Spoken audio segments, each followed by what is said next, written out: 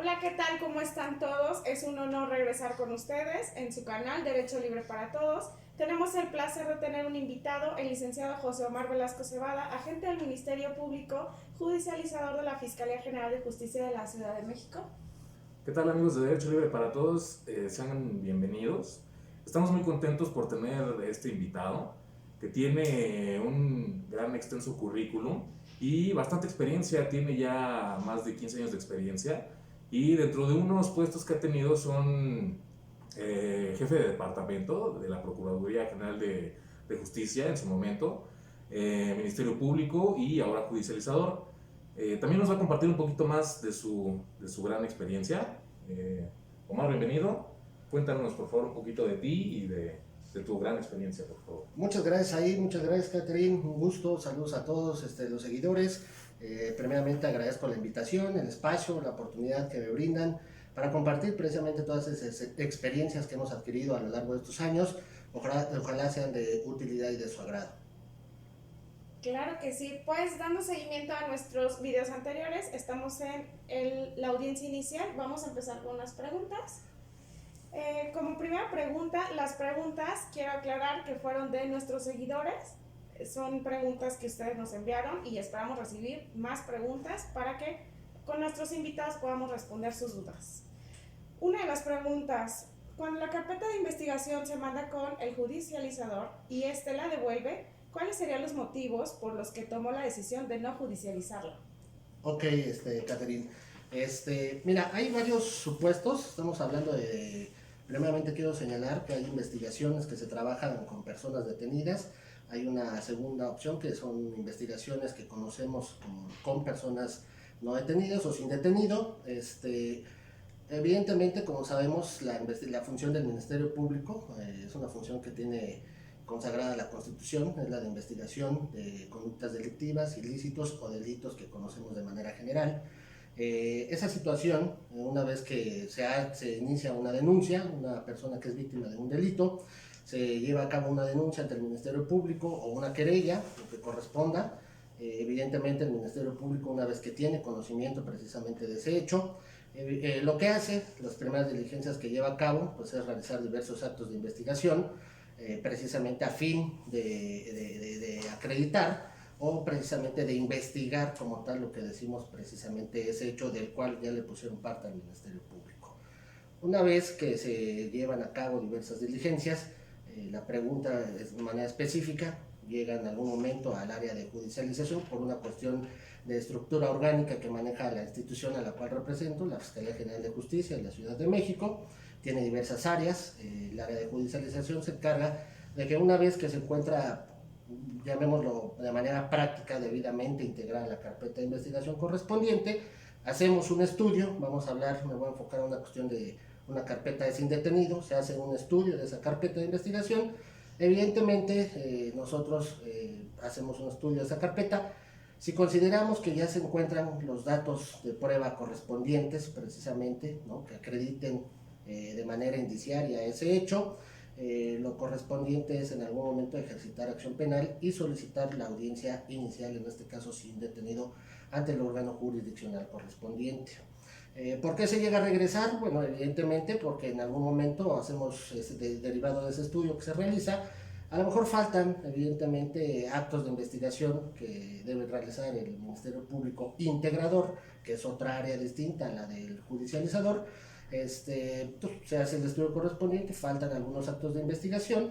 Posteriormente se regresa, en este caso, a las famosas mesas de trámite que nosotros conocemos, donde el Ministerio Público Integrador, pues evidentemente recaba esos otros actos de investigación a efecto de tener una investigación más sólida, evidentemente, ¿no?, que, insisto, de manera indiciaria, permitan suponer la participación de una persona o de un sujeto en una conducta que se le ha atribuido previamente esa denuncia o esa querella.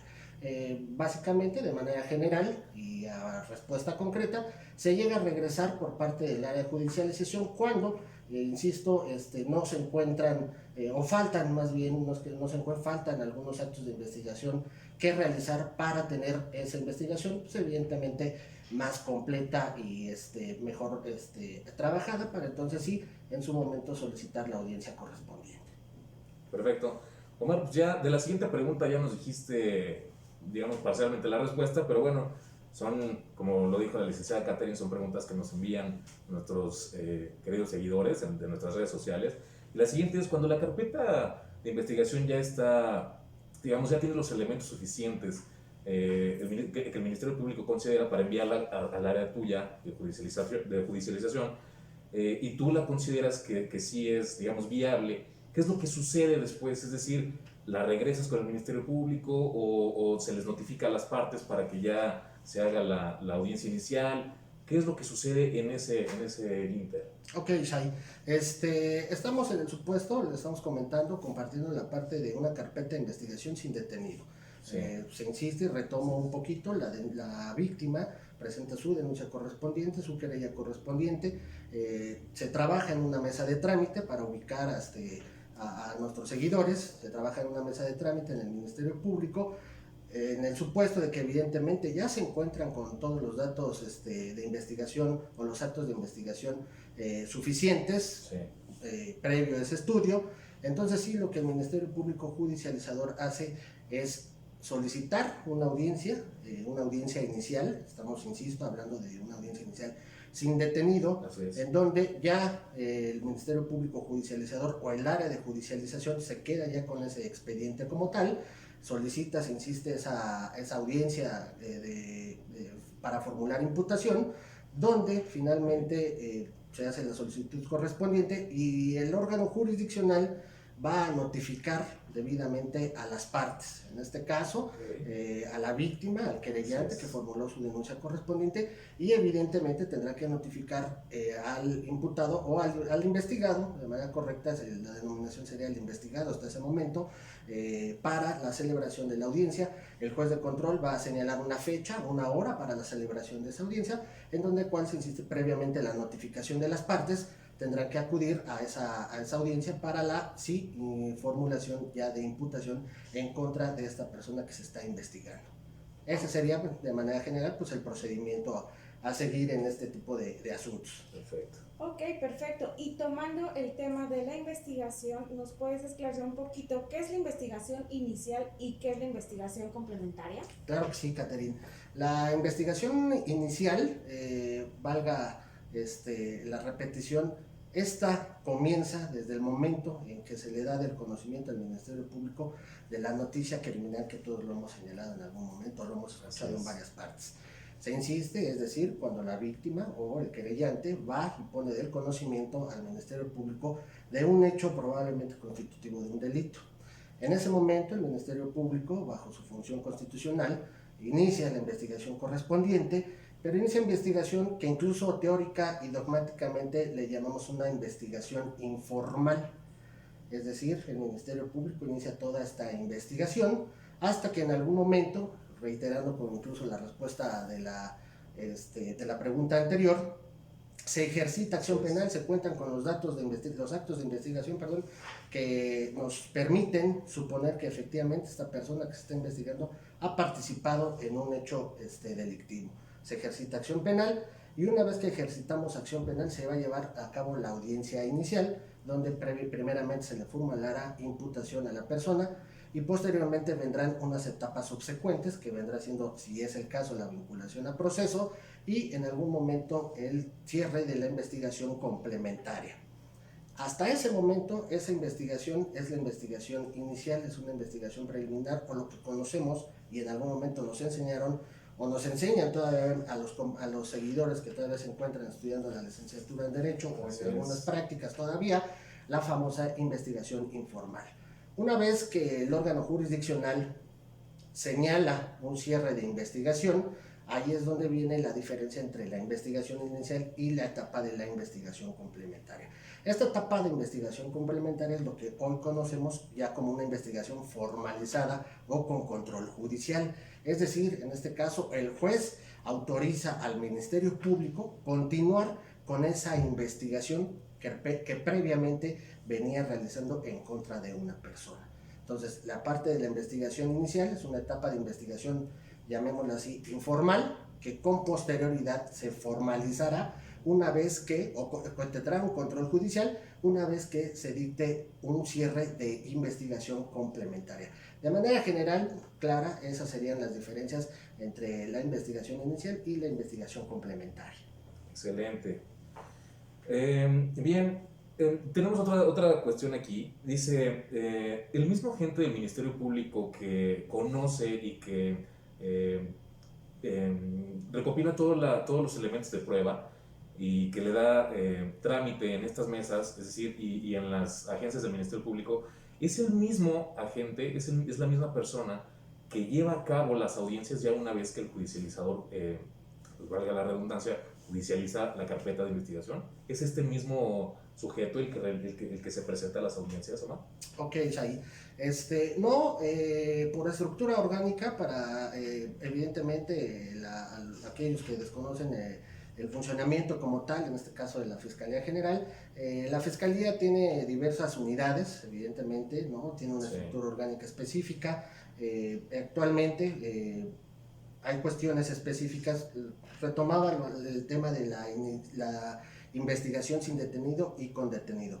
La investigación sin detenido, reitero, la llevan los compañeros ministerios públicos encargados de una mesa de trámite que conocemos los que hemos estado en este medio o quienes en alguna ocasión hemos subido en la agencia del Ministerio Público. Hay unidades de trámite o mesas de trámite que son atendidas por ministerios públicos. Estos compañeros ministerios públicos que se encuentran adscritos a esas unidades de trámite por cuestión orgánica de la Fiscalía son aquellos que se encargan de realizar la investigación y evidentemente de llevar a cabo los actos de investigación tendientes a una investigación sin detenido.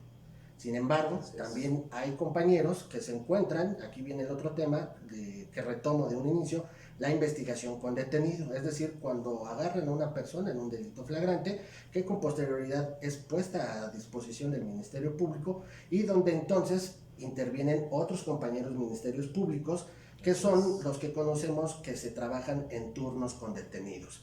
Es decir, los compañeros del Ministerio Público del turno con detenido, evidentemente son aquellos compañeros que reciben las puestas a disposición de personas que son detenidas, reitero, por un delito flagrante, y ellos son los que hacen en el término de las 48 horas, ¿no? Que se encuentra establecido en el artículo 16, párrafo 10, de nuestra Constitución Política de los Estados Unidos Mexicanos, no pueden excederse de ese término para realizar precisamente una investigación en contra de una persona detenida. Posteriormente, ya sea el caso de con detenido y sin detenido, ellos quienes son los que inician esas carpetas de investigación, insisto, por estructura orgánica, no son los compañeros que llevan a cabo la audiencia ya ante un juez de control.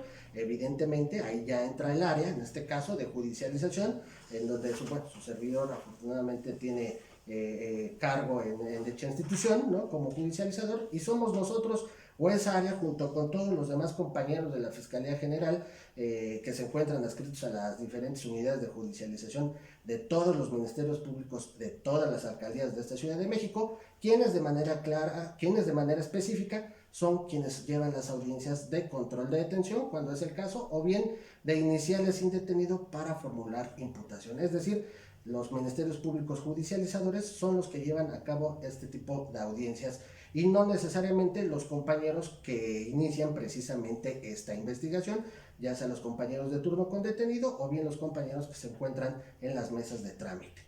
Perfecto. Ok. Otra de las preguntas de nuestros seguidores es, ¿cuáles son las etapas procesales de la audiencia inicial? Mira, muy bien, Caterina, es muy importante porque estamos haciendo esta temática para todas, al público en general, a las personas que están interesadas en el tema. Lo tratamos de hacer de manera muy clara, muy concreta, a efecto de que haya un entendimiento. A veces desconocemos pues los tecnicismos, finalmente, la poca experiencia, a veces cuando no siempre todos van al Ministerio Público, sin embargo tienen interés, o incluso la ciudadanía en general, evidentemente, atiende a las víctimas que cuando llegan a una agencia del Ministerio Público desconocen cuál es el trámite, cuál es el seguimiento. Es obvio que no saben las áreas en las que se dividen, a dónde deben de acudir, y pues precisamente la idea de esta explicación pues es tratar de hacerlo un poco más prácticos y menos tecnicismo, que sea entendible precisamente para todas aquellas personas que sufren algún delito, bien al público en general, evidentemente, incluso también a las personas que están en sus inicios en este bello mundo del derecho. En ese contexto, las etapas de la audiencia inicial básicamente están establecidas en el artículo 307 del Código Nacional de Procedimientos Penales.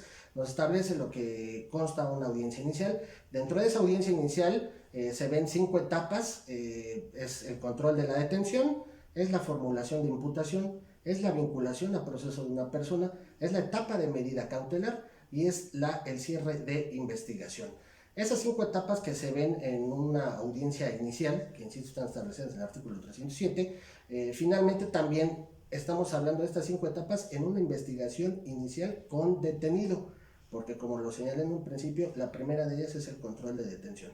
Sin embargo, si hablamos también de una investigación inicial o una audiencia inicial sin detenido, evidentemente no vamos a tener esta primera etapa, claro, y entonces se volvería nada más en las otras 4. Es decir, vamos a iniciar con la formulación de la imputación, la vinculación a proceso, la etapa de medida cautelar y el cierre de investigación en asuntos o en carpetas de investigación donde no se trabaje con detenido. Excelente.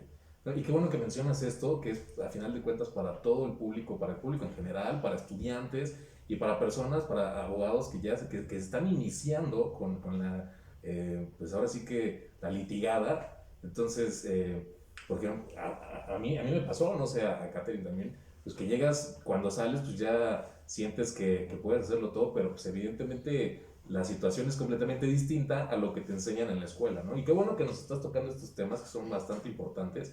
Pero bueno, la siguiente pregunta es que de igual forma nos la hacen llegar nuestros invitados de nuestras redes sociales.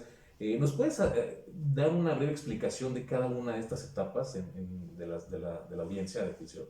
Claro que sí, es ahí por lo que hace la primera etapa, estamos en el supuesto, iniciamos con el supuesto de, en este caso, una investigación inicial o una audiencia inicial de control de detención. Sí. Esa primera etapa se encuentra establecida en el artículo 308 del Código Nacional de Procedimientos Penales.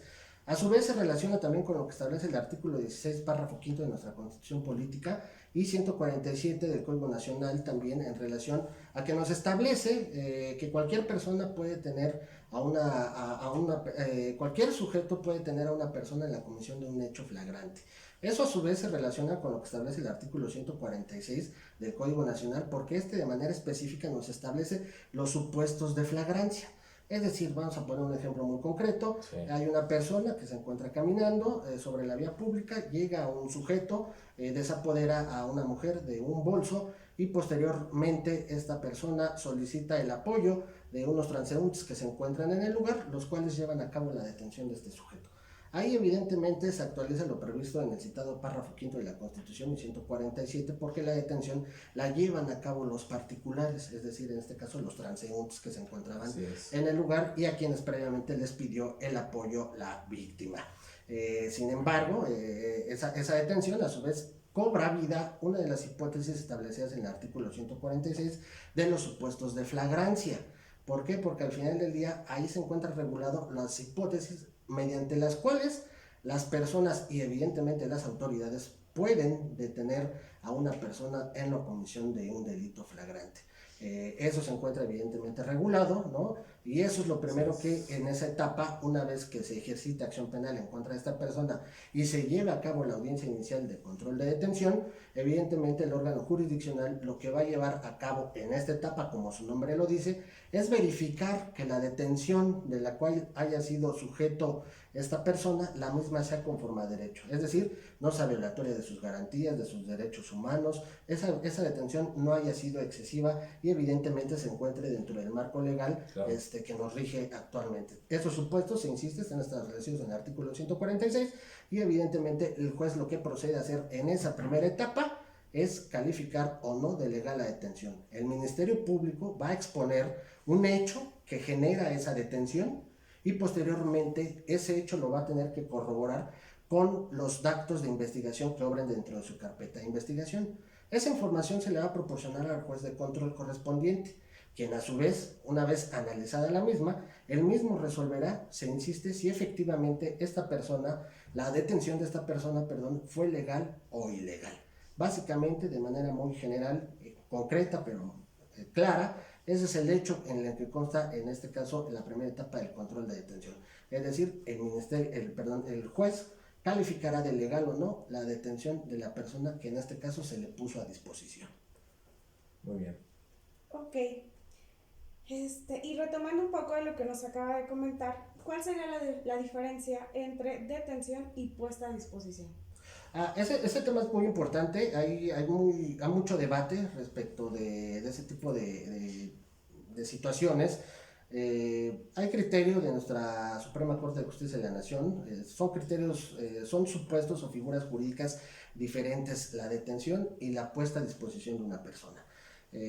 Para ejemplificarlo, en el momento en que se lleva a cabo la detención de este sujeto, que robó previamente a la transeúnte, llegan posteriormente, le llaman a la policía, llegan los policías, hacen el aseguramiento de la persona. A lo mejor en ese momento, porque hay ocasiones, en la práctica lo sabemos, incluso es de dominio público, lo hemos visto incluso en nuestros medios de noticia, que quieren, no dejan que se los lleven la policía, los quieren linchar, diversas circunstancias que se presentan en el momento. La Constitución se establece que evidentemente en el momento en que la persona es detenida, debe ser puesta de forma inmediata al Ministerio Público. No marca una temporalidad, sin embargo sí está el adjetivo de que debe de ser de forma inmediata. Tampoco esa puesta a disposición puede ser excesiva. Existe dentro de esta detención precisamente un llamado, un registro nacional de detenciones. Sabemos que recientemente hubo una reforma precisamente para hacer un registro nacional de detenciones.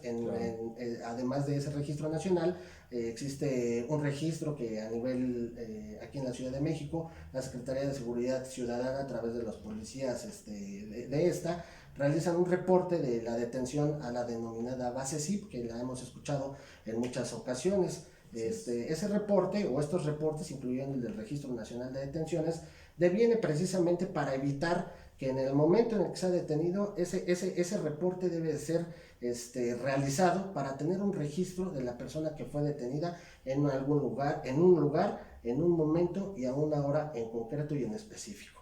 Es importante ese registro porque al final del día lo que se trató de hacer es evitar este tipo de situaciones de desaparición forzada de personas en detenciones ilegales, donde ya nunca aparecieron, donde en algún momento señalaron que los detuvo la policía, pero nunca llegaron al ministerio, pues nunca supieron más de este tipo de personas. Se trató, en nuestro marco legal, los legisladores en algún momento, trataron de evitar ese tipo de situaciones, incorporando este tipo de registros, para que en el momento que se ha detenido una persona, se lleve a cabo ese registro de forma inmediata y se tenga certeza de que esta persona fue detenida por la comisión de un hecho flagrante. Ahora bien, después de esa detención va a venir la puesta a disposición del Ministerio Público. Son figuras distintas, van relacionadas, es una conexión entre ambas, pero finalmente son supuestos diferentes. La puesta a disposición evidentemente es que una vez que ya se hizo la detención, en este caso los oficiales deben de poner a disposición de forma inmediata a la persona ante el Ministerio Público. Sin embargo, como lo decimos, hay situaciones que en algún momento, en la práctica, en la vida real, pues impiden que sea inmediatamente, decimos por ahí, aunque insisto no hay una temporalidad. A veces pues desde el lugar de la detención, el tráfico, el que los dejen llevarlo, el que no haya más obstáculos en esa puesta a disposición, y a veces pueden llegar con un cierto periodo de tiempo muy posterior a la detención. Sin embargo, insisto, nuestra Suprema Corte de Justicia ha señalado que una cosa es la detención y otra cosa es la puesta a disposición. Es decir, son supuestos distintos. El hecho de que la puesta a disposición ante el Ministerio Público haya sido un poco alargada en un tiempo, llamémoslo así, no implica que la detención haya sido ilegal, puesto que esta ya se llevó a cabo. Eso es un criterio de la Corte que existe en ese supuesto, en relación a ese tema, en diferenciar precisamente en que una cosa es la detención del sujeto y otra cosa es la puesta a disposición ante el Ministerio Público. Además de eso, también no puede tampoco ser excesiva. Si bien es cierto, no se maneja una temporalidad, no puede ser una detención a las 9 de la mañana y que lo pongan a disposición a las 6 de la tarde, que claro, evidentemente ya es un tiempo considerablemente excesivo, donde ya evidentemente puede existir una violación, precisamente sí, ya a una detención y a los derechos, a los derechos humanos y a las garantías, en este caso incluso precisamente también de la persona detenida. Pero en concreto son supuestos distintos, el de la detención y la puesta a disposición. Sí van de la mano, pero son completamente supuestos diferentes. Ok. Bien, Omar, ya nos hablaste de que el juez califica de legal o no la detención. Ahora, ¿nos puedes, de cierta manera, explicar la formulación de imputación, la vinculación a proceso y los otros dos procesos que nos comentabas? Claro que sí, Said. Una vez que estamos en la audiencia inicial, viene y que ha sido superada la parte del control de la detención en asuntos de personas detenidas, va a venir lo que es la formulación de la imputación. La formulación de la imputación, las reglas se establece en el artículo 309 de nuestro Código Nacional, y básicamente es muy sencillo, realmente es muy sencilla la etapa de la imputación, porque única y exclusivamente se trata de, en este caso, hacerle saber a la persona investigada el motivo por el cual precisamente el Ministerio Público lo está investigando. Es decir, de manera clara, concreta y específica, el Ministerio Público le tiene que hacer saber el por qué lo estamos investigando. En el caso de la persona, del ejemplo que pusimos, de que desapodera a la transeúnte, pues evidentemente es hacerle saber de manera particular y concreta a la persona que él, bajo las circunstancias de modo, tiempo, lugar y ocasión, él participó en un hecho que nuestra legislación lo prevé como un delito, en este caso del supuesto del ejemplo del robo, pues precisamente como un ilícito, con su forma de participación, la forma de consumación y evidentemente todos los artículos que precisamente se encuadran a la conducta que esta persona ha desplegado. También en esa etapa de la imputación, el Ministerio Público le debe de hacer saber a esta persona quiénes son las personas que lo están acusando. Es decir, él debe de estar enterado quiénes son las personas que deponen en su contra. Las reglas de la imputación con personas sin detenido se encuentran establecidas en el artículo 310 del Código Nacional, pero de manera general, tanto con detenido como sin detenido, la regla o la base pues es esa, ¿no? El hacerle saber a la persona el por qué el fiscal lo está investigando, ¿no? Ok, perfecto. Otra de las preguntas es, ¿cuál es la diferencia entre prisión preventiva oficiosa y prisión preventiva justificada? Ok, la prisión preventiva oficiosa está establecida en el artículo 19 de la Constitución en relación al artículo 167.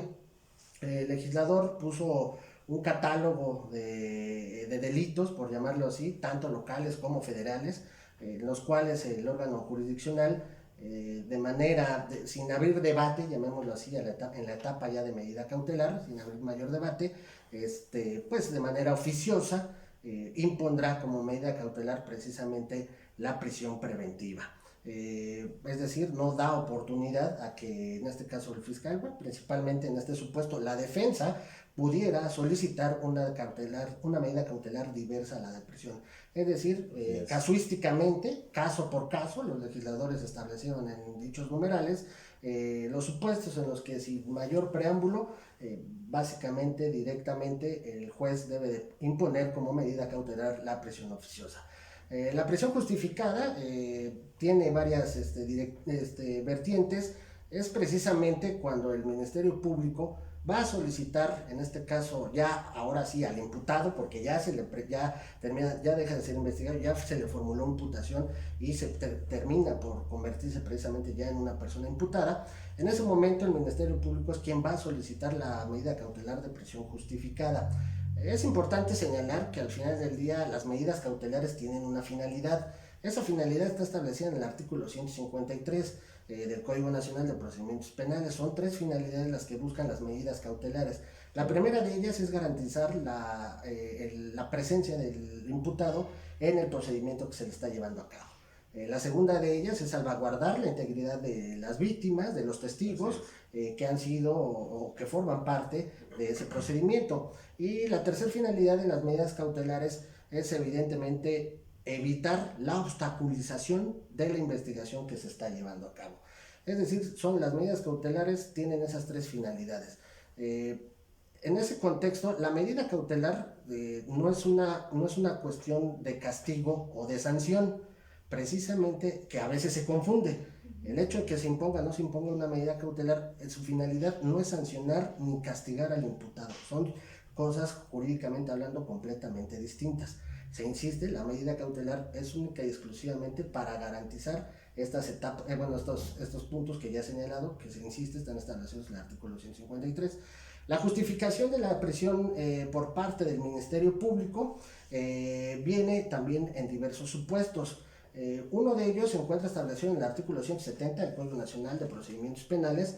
Precisamente puede ser cuando haya un riesgo precisamente para la víctima o incluso la comunidad.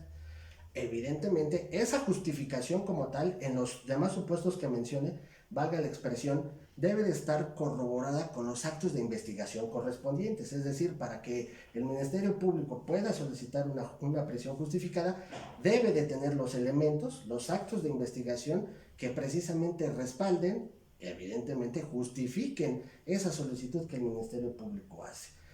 Los supuestos, lo que decimos, uno de ellos es que la víctima, por alguna circunstancia en el hecho concreto, pueda contar con un riesgo, ¿no? O bien la comunidad, que es el sitio está establecido en el artículo 170. Otra forma de justificar una prisión está establecida en el artículo 167 en su párrafo primero, en la última parte, donde nos dice que el Ministerio Público podrá solicitar la prisión cuando el imputado haya sido sentenciado previamente por la comisión de un delito doloso, o bien se encuentre siendo investigado en un proceso diverso. Ese artículo nos da pauta también, evidentemente, para solicitar esta medida cautelar que está establecida en la fracción 14ª del artículo 155 del Código Nacional, la cual evidentemente es la más gravosa en este caso para el imputado. Sin embargo, bueno, insistimos, en nuestro código, como lo estamos señalando, prevé esas justificaciones precisamente para que el Ministerio Público pueda solicitar precisamente esa medida cautelar más gravosa. Otro de los supuestos también donde donde se puede justificar esa medida cautelar es un peligro de sustracción, que existe un peligro de sustracción por parte del imputado. Ese peligro de sustracción se encuentra establecido en el artículo 168 de nuestro Código Nacional. Nuestro Código Nacional, en ese artículo en particular, establece diversas hipótesis, diversas fracciones, donde en su conjunto pues puedan precisamente suponer un riesgo que implique de que esta persona se vaya a dar a la fuga del proceso en el cual evidentemente pues ya previamente fue vinculado. Y lo que decimos, eso concatena con lo que establece precisamente una de las finalidades de esas medidas cautelares, precisamente la presencia de la persona en el presente procedimiento. Entonces, esos supuestos que se encuentran también establecidos en el 168 son aquellos que también permiten al Ministerio Público solicitar la prisión preventiva justificada. Es decir, a respuesta un poquito ya más concreta, la prisión oficiosa, lo que decimos es casuísticamente, caso por caso, establecido en el artículo 19 constitucional y 167 nos establece cuáles son los delitos que meritan prisión preventiva oficiosa. Es decir, lo que comentamos, el juez de facto, ¿no?, va a imponer como medida cautelar, en este caso, esa medida cautelar. Los otros supuestos, los que señalamos en el artículo 170, 167, 168, son las hipótesis o las diversas variantes que puede tener el Ministerio Público para solicitar una prisión preventiva justificada. Insisto, y es muy importante señalarlo, para que eso se dé, evidentemente el Ministerio Público tiene y debe de tener dentro de su carpeta de investigación los actos y los registros correspondientes que sustenten precisamente esa información, ¿no? Debe de tener de manera documentada esa información para así poder solicitar esa medida cautelar.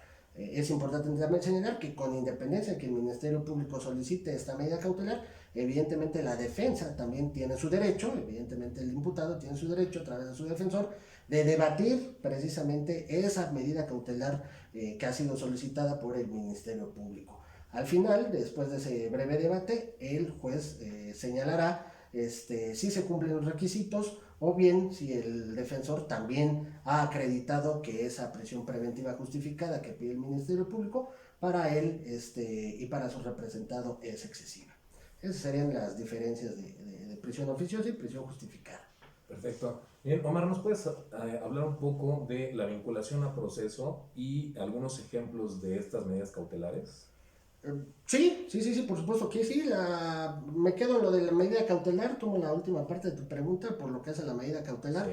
Lo que establece las medidas cautelares, lo señalamos, están establecidas en el artículo 155, son 14 fracciones las que establece nuestra legislación que se pueden imponer como medida cautelar con las finalidades ya señaladas en el artículo 153.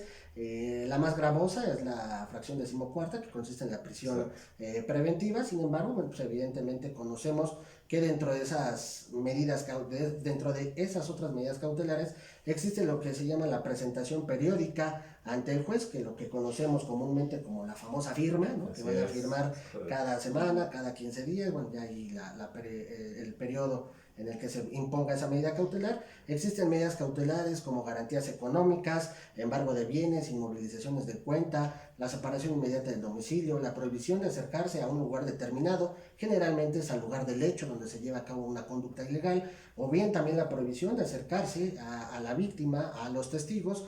También cumple con ese tipo de finalidad, la salvaguardar precisamente esa integridad de las víctimas, de los testigos que se encuentran inmiscuidos precisamente en una investigación penal, ¿no? Eso es por lo que hace a ejemplos de medidas cautelares.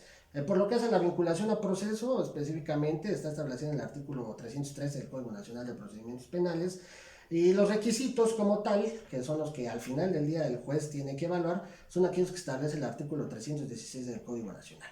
¿Qué es la vinculación a proceso? Bueno, la vinculación a proceso es una vez que se cometió ese hecho y una vez lo que decimos y retomamos se calificó de legal la detención, se le formó la imputación a la persona, viene precisamente la vinculación a proceso. Es decir, el Ministerio Público, para ser claros, le va a solicitar al juez de control correspondiente que al imputado lo vincule a un proceso penal. Su propio nombre lo dice, ¿no? Es solicitarle al juez que vincule a la persona a un proceso penal. Exacto. Por un hecho con apariencia de delito. Es decir, en la carpeta de investigación tenemos registros de investigación suficientes, idóneos y pertinentes hasta este momento para considerar de manera probable e indiciaria, nada más, hasta ese momento, que la persona imputada ha participado en ese hecho que se le ha previamente realizado la imputación. Básicamente esa es la vinculación a proceso. Obvio, debemos de tener, se insiste, todos los datos de prueba que acrediten precisamente pues ese supuesto, ¿no? En donde esta persona pues previamente cometió ese hecho. El juez, hay un debate en una cuestión real, en la audiencia que estamos tratando de desarrollar y de ejemplificar. Existe un debate, el Ministerio Público hace la solicitud correspondiente, existe evidentemente, se me pasó y no menos importante es la figura del asesor jurídico, puesto que al final es quien representa los intereses de la víctima. Evidentemente también esta figura cobra mucha relevancia en el nuevo sistema. Evidentemente solicitamos de manera conjunta, el Ministerio Público y el asesor, la vinculación a proceso. Se abre un pequeño debate hacia el juez, un derecho que tiene evidentemente la defensa, para en este caso, en una cuestión práctica, pues ellos alegar que no se cumplen con los requisitos o no existen actos de investigación suficientes para poder vincular a proceso. Se lleva a cabo un debate para que finalmente el órgano jurisdiccional correspondiente sea quien resuelva si efectivamente se vincula o no a proceso penal a esta persona. ¿Cuál es la consecuencia de esto? Lo que decíamos es que si en el supuesto de que el juez concediera ese acto de vinculación, es decir, el Ministerio Público podrá continuar investigando al imputado por el hecho por el cual ya se le formuló imputación. Esa es la finalidad del auto de vinculación a proceso, que el juez autorice continuar con esta investigación en contra de esa persona. De manera general, ese vendría siendo lo que es el auto de vinculación o la etapa de vinculación a proceso. Cabe señalar que evidentemente si en algún momento el juez considera que no existen todos esos datos hasta ese momento suficientes, pues es obvio que en su momento dictará un auto de no vinculación a proceso contra esta persona. Claro. Ok, y una de las dudas, me imagino, de nuestros seguidores es por este nuevo sistema, es si se tiene permitido leer en las audiencias, qué se tiene permitido y qué no. Ok, Evidentemente, como sabemos, nuestro nuevo sistema lo que privilegia es la oralidad. Eso viene de la reforma que todos conocemos, ya de hace tiempo, ¿no? Es una reforma del 2008, ¿no? Que terminó por culminar en el año 2016, donde se implementó pues, precisamente este nuevo sistema que hoy nos rige, ¿no? En materia penal, donde evidentemente se debe de privilegiar precisamente la oralidad en el proceso como tal, ¿no? Puede uno, en una cuestión práctica, es evidente que uno puede llevar anotaciones. En lo particular, nosotros llevamos audiencias de control de detención y sin detenido prácticamente todos los días. Todos los días nos dan asuntos nuevos, diversos tipos de delitos, daños a la propiedad, fraudes, homicidios, robos, lesiones, y cada uno son un sinfín de información distinta, ¿no? Evidentemente, es mucha información con la cual se cuenta cada día para ese tipo de audiencias. Si bien es cierto, no está permitido prohibido leer, ¿no? Lo cierto es que sí, uno puede llevar una guía, unas anotaciones, ¿no? Precisamente, principalmente para puntos específicos, ¿no? Para a lo mejor desarrollar las opiniones técnicas, ¿no? Opiniones técnicas en materia de, por poner un ejemplo, de química, de criminalística, de balística. Hay información, es mucha la información con la cual podemos tener un pequeño registro, una breve resumen, anotaciones específicas que te sirven de guía para precisamente desarrollar, pues en este caso tu audiencia o tu teoría del caso, pero siempre la verdad es que es privilegiando la oralidad. Obvio, como lo hemos comentado y sí hago mucho énfasis, esto, como todo, pues es de práctica, ¿no? La verdad es que esto al final del día pues es de práctica, ¿no? Yo me acuerdo, hago un pequeño paréntesis como experiencia personal, pues cuando yo empecé como, obvio, todos empezamos en algún momento, pues es un poco complicado, el nerviosismo, ¿no? Pues muchas anotaciones y la lectura y cuestiones de ese tipo. Pero bueno, al final la práctica también te va llevando a tener un poco más de fluidez, a desenvolverte de manera mejor, a conocer pues, tus asuntos también ya de una manera más sencilla, ¿no? Y para que a su vez pues expongas tu teoría del caso, se insiste pues con un poco más de fluidez, sin tanto nerviosismo. La verdad es que también eso es una cuestión de práctica que todos poco a poco pues vamos adquiriendo, ¿no? Totalmente de acuerdo. Excelente. Bien, Omar, pues estas son las preguntas que nos han enviado nuestros seguidores de nuestras redes sociales, a los cuales agradecemos bastante. No sé si tengan algo más que aportar. ¿Algo más que nos quiera decir? No, Said, Catherine, la verdad les agradezco la oportunidad. Lo único que quiero señalar es que el derecho, ¿no? Es un mundo de información, sin duda. Existen diversos criterios, opiniones, posturas y experiencias. Sin embargo, también existe una base, principalmente en el tema que comentamos, hay una base de nuestro derecho penal en nuestro nuevo sistema. El mismo se encuentra consagrado, como lo sabemos, en la Constitución, se rige por el Código Nacional y también por las leyes secundarias. Existe una base, sin embargo, al final del día, los que estamos metidos en esta cuestión de las leyes, sabemos de la diversidad de opiniones, de criterios y de posturas.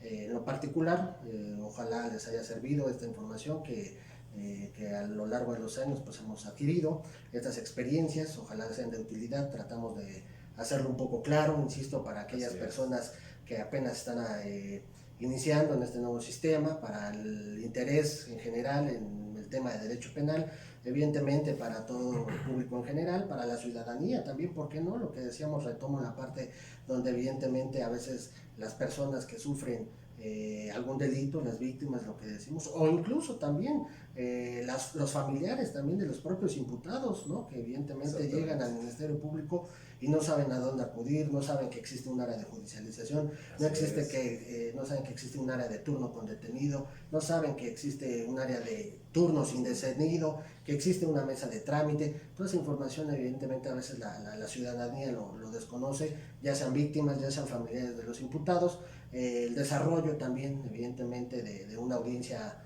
general pues también la desconocen, lo tratamos de... Oye, qué bueno que tocas ese tema, porque no nada más los familiares de las víctimas o de los imputados, sino las personas también, los mismos abogados que empezamos a litigar, prácticamente tenemos esas mismas dudas cuando iniciamos. Ahora los que están estudiando también, prácticamente todos tenemos estas mismas dudas, ¿eh? Esto que nos está aclarando es excelente, porque siempre tenemos estas dudas que al final del día, ya después con la experiencia, pues ya vas directamente a donde ya conoces, pero al inicio, pues así como lo menciona, no tenemos ni la menor idea a veces de con quién acudir, de dónde hay que ir, nada. Entonces es bastante bueno que nos esté explicando esto. Claro, si bien es cierto, este canal es precisamente para eso, para que ustedes estén informados. Creo que se han dado cuenta de que tratamos de esclarecer todos esos detalles que no nos enuncian en ningún punto de la carrera, y Así cuando es. uno es el que tiene el problema, pues tampoco nos aclaran o nos dicen qué es lo que va a pasar, a dónde vamos, qué es lo que necesitamos, qué va a seguir después de ciertos pasos, y precisamente por eso le agradecemos muchísimo la aportación que nos hizo el día de hoy al canal. No tiene nada que agradecer, al contrario, le agradezco su cordial invitación, estoy para servirles, espero no haberles enredado mucho No, o lo demás, un saludo a todos sus seguidores, muchas gracias por la oportunidad, es un buen espacio para el público en general, ojalá hayan sido de utilidad estas aportaciones que hemos compartido con el mejor ánimo y de la mejor manera para ustedes. Muchísimas gracias, Aid, muchísimas gracias, Catherine. Gracias. Siempre es un gusto estar con ustedes, les agradezco mucho su atención. Al contrario, te agradecemos a ti el tiempo que invertiste en nosotros, Omar, muchísimas gracias, la información que es excelente, muchísimas gracias, nos va a ser de mucha utilidad, y pues también a ustedes muchas gracias por vernos, por seguirnos, y gracias también a nuestros seguidores de Facebook, les agradecemos bastante su aportación, sus comentarios, sus preguntas, y sigan viéndonos, suscríbanse a nuestro canal, Derecho Libre para Todos, y también denle like a nuestras páginas de internet, que por aquí abajo se las vamos a poner.